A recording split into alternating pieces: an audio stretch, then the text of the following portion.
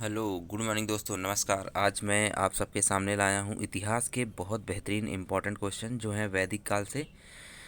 तो जो हर परीक्षा में पूछे जाते हैं, बहुत इम्पोर्टेंट हैं वैदिक काल से, वो क्वेश्चन मैं आप सबके सामने लाया हूँ। तो चलिए देखते हैं वैदिक काल के महत्वपूर्ण प्रश्न मेरे यूट्यूब चैनल जीएस विज राज सर के माध्यम से।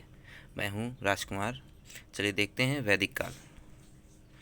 बहुत इम्पोर्टेंट क्वेश्चन वैदिक काल का। अवेस्ता और ऋग्वेद में समानता है। अवेस्ता और ऋग्वेद में समानता है। अवेस्ता किस क्षेत्र से संबंधित है? अवेस्ता जो है वो किस क्षेत्र से संबंधित है? Option A Bharat, option B Iran, option C Israel, option D मिस्र। तो आप लोगों को बताना है कौन सा राइट ऑप्शन होगा। तो राइट ऑप्शन आपका ईरान होगा। कौन सा ऑप्शन? ईरान। चलिए देखते हैं नेक्स्ट क्वेश्चन। सबसे पुराना वेद कौन सा है? सबसे पुराना वेद कौन सा है?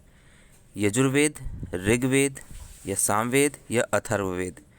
बताइए आप लोग। तो इसका आंसर क्या होगा?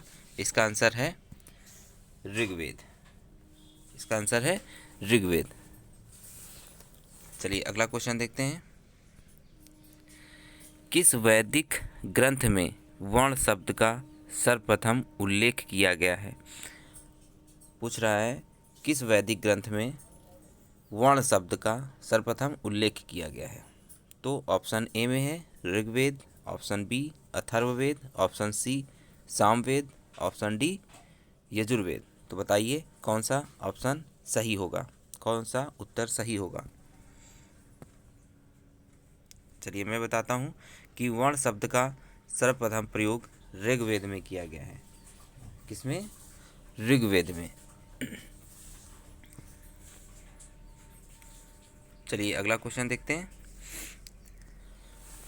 चार वेदों में किस एक में जादुई माया और वशीकरण का वर्णन है? मतलब किसमें, किस जो चार वेद होते हैं, चार वेद में किस वेद में तंत्र मंत्र या जादुई माया और वशीकरण का वर्णन किया गया है? तो option A Samaveda, option B Rigveda, option C Atharvaveda या ऑप्शन डी यजुर्वेद। किस में किया गया है जादुई माया और वशीकरण का? बहुत क्वेश्चन पूछा जाता है ये। बताइए कौन सा क्वेश्चन सही होगा। तो राइट आंसर होगा अथर्ववेद। अथर्ववेद में जादुई माया और वशीकरण और तंत्र मंत्र का प्रयोग किया गया है। चलिए देखते हैं अगला क्वेश्चन।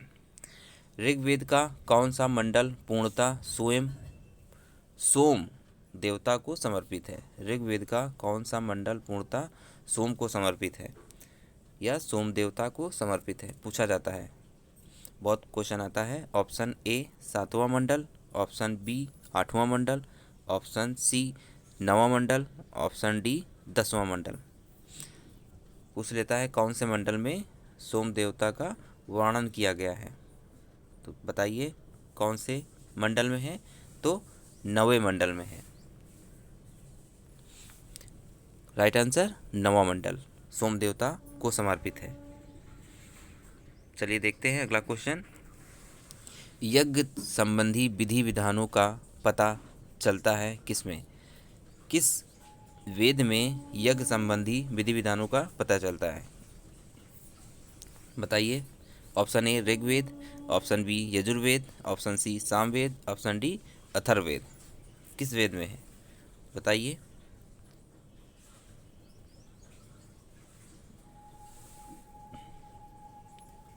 ऑप्शन बी यजुर्वेद में है। यज्ञ संबंधी विधि विधानों का संबंध यजुर्वेद से है। चलिए देखते हैं अगला क्वेश्चन।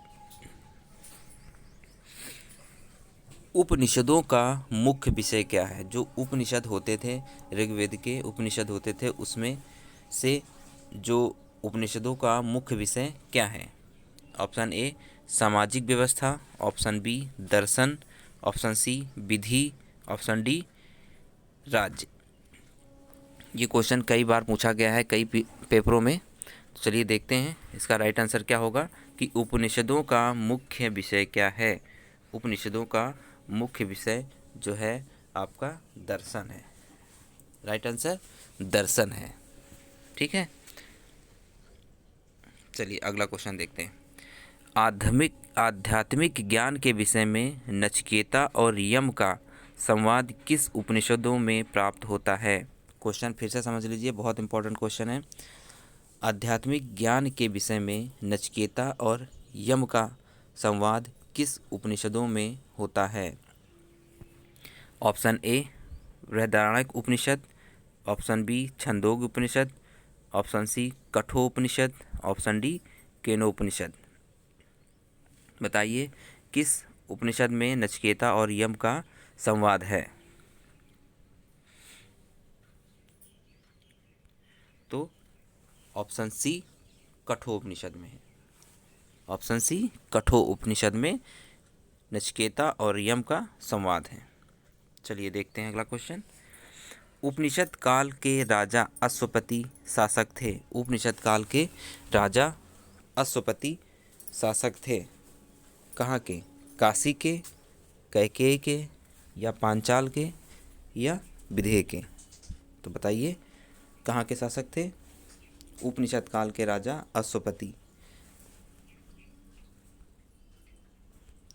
तो ऑप्शन बी कैकेयी के।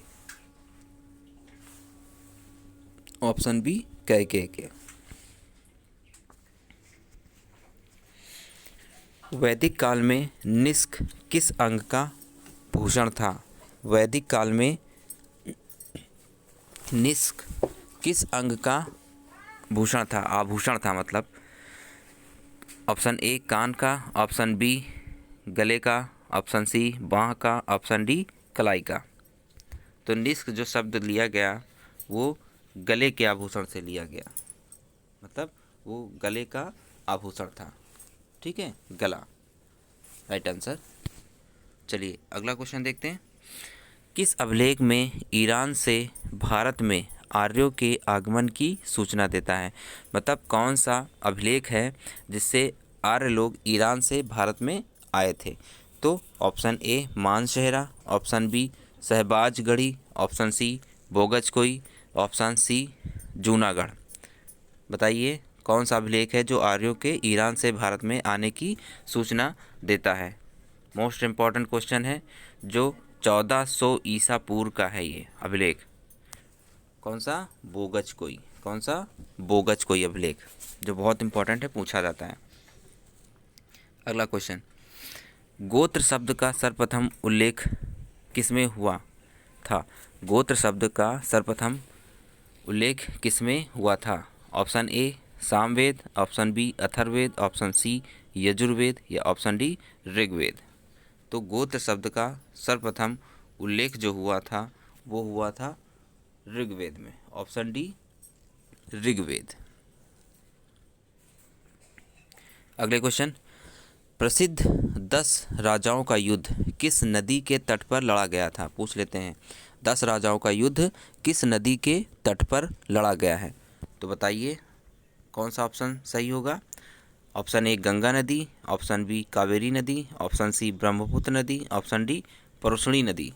तो ऑप्शन डी परसुणी नदी के तट पर 10 राजाओं का युद्ध लड़ा गया था। परसुणी नदी का आधुनिक नाम क्या है। परसुणी नदी का आधुनिक नाम रावी नदी है, जो पूछ लेता है। आप लोगों को याद रखना है परसुणी नदी का आधुनिक नाम रावी नदी है। ठीक है, चलिए अगला क्वेश्चन देखते हैं। किस नदी को ऋग्वेद में मातेतमा, देवीतमा और नदीतमा कहा गया है।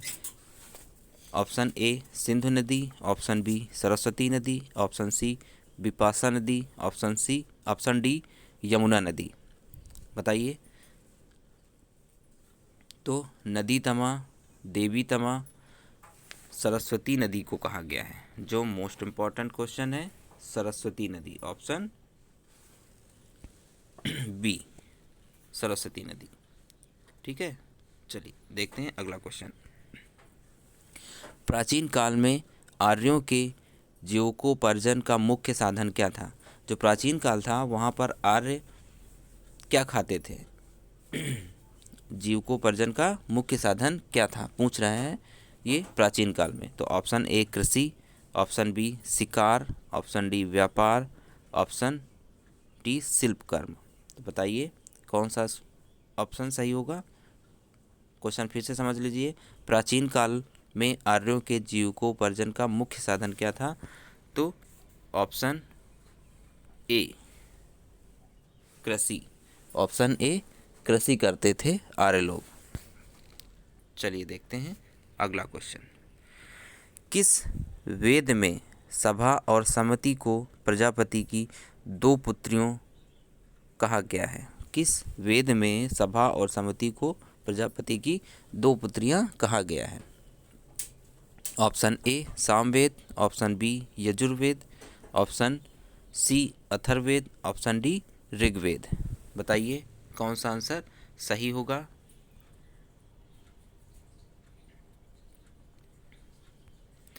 तो सभा और सम्मति को प्रजापति की दो पुत्रियां ऋग्वेद में कहा गया है। किसमें? ऋग्वेद में कहा गया है।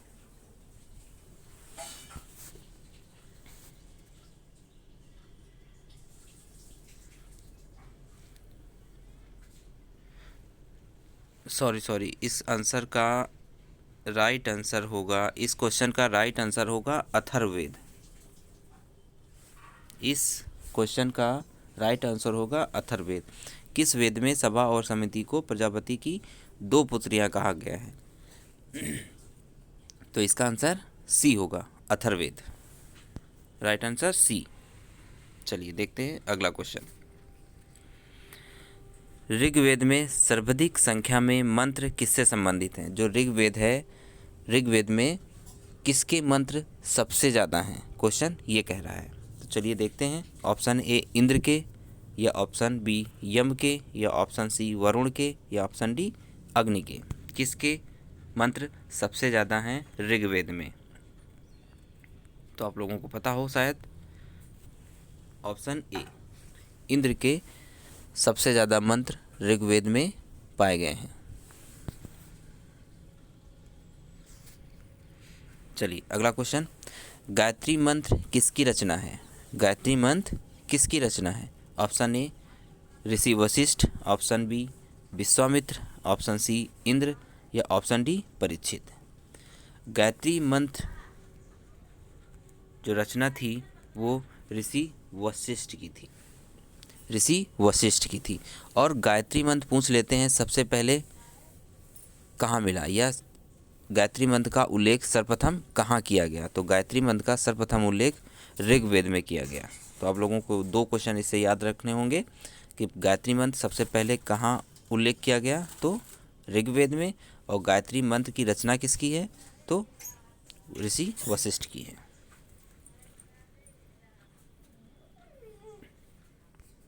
चलिए अगला क्वेश्चन। सत्यमेव जयते किस उपनिषद से लिया गया है? इंपॉर्टेंट क्वेश्चन है। सत्यमेव जयते किस उपनिषद से लिया गया है? सत्यमेव जयते। तो बताइए सत्यमेव जयते किस उपनिषद से लिया गया है? तो ऑप्शन ए मनुस्मृति से, या ऑप्शन बी मुंडकोपनिषद से, या ऑप्शन सी भगवद गीता से, या ऑप्शन डी ऋग्वेद से। तो आप लोगों को बताना है इसका राइट आंसर। तो सत्यमेव जयते मुंडकोपनिषद से लिया गया है। किस उपनिषद से? मुंडकोपनिषद से। ठीक है, चलिए देखते हैं अगला क्वेश्चन। वैदिक काल में किस जानवर को अघन्या कहा गया है? वैदिक काल में किस जानवर को अघन्या कहा गया है? नाम याद रखना, अघन्या। अघन्या किस पशु को कहा जाता था? तो ऑप्शन ए बैल को, ऑप्शन बी बकरी को, ऑप्शन सी गाय को, या ऑप्शन डी हाथी को। तो आप लोगों को बताना है अघन्या किस जानवर को कहा जाता था वैदिक काल में? तो ऑप्शन सी, ऑप्शन सी गाय को अघन्या कहा जाता था वैदिक काल में। तो कैसा लगा मेरा वीडियो? अगर अच्छा लगा तो कमेंट करिए, तो मैं आगे ऐसे वीडियो डालता रहूँगा। और लाइक और शेयर करिए अपने दोस्तों पर जो एग्ज़ामों की तैयारी कर रहे हैं। धन्यवाद।